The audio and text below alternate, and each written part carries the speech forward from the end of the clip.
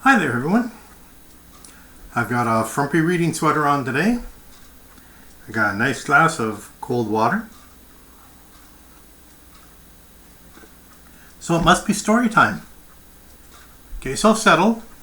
Give me a minute, I'll go get the book. Hang on.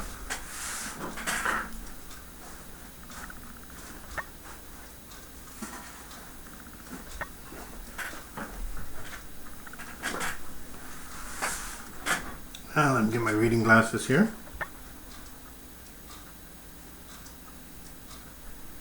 Okay. Today I'm going to read a story about Curious George. Do you know who Curious George is? He's a monkey, or a chimpanzee, or some ape from the jungle. And the story is Curious George and the Dinosaur by Margaret and H.A. Rays. Okay, you ready? Let's go for it.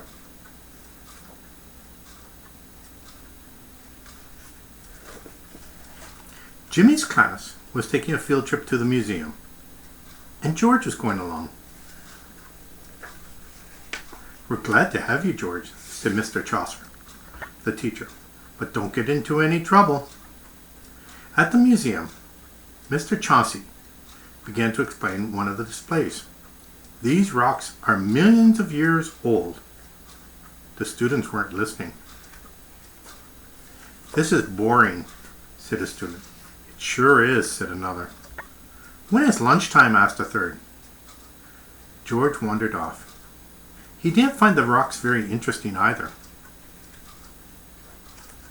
In the next room, George saw something very interesting. It was a huge skeleton with a long tail. It was too much for George to resist. He stepped over the rope and jumped onto the tail. He climbed down, then he climbed up. He climbed up, until he reached the skeleton's head. Just then, Mr. Chauncey and the class came into the room. "Look at that dinosaur," said Jimmy. "And look at George," he shouted. "Ride him, George," cried a girl.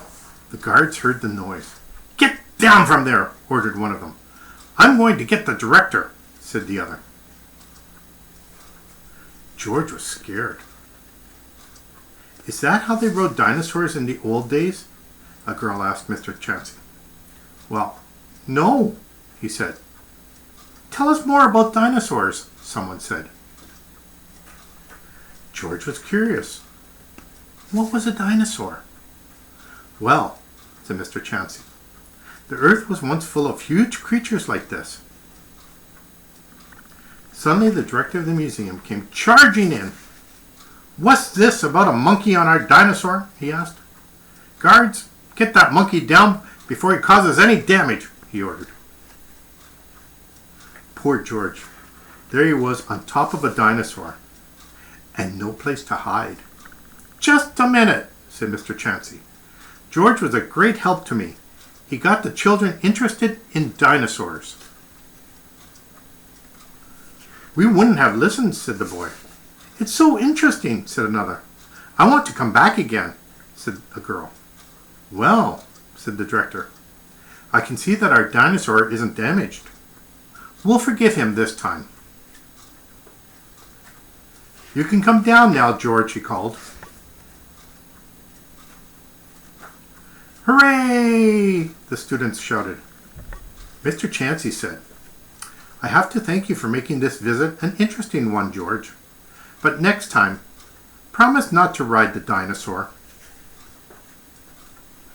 When the bus stopped in front of George's house, the man in the yellow hat was waiting.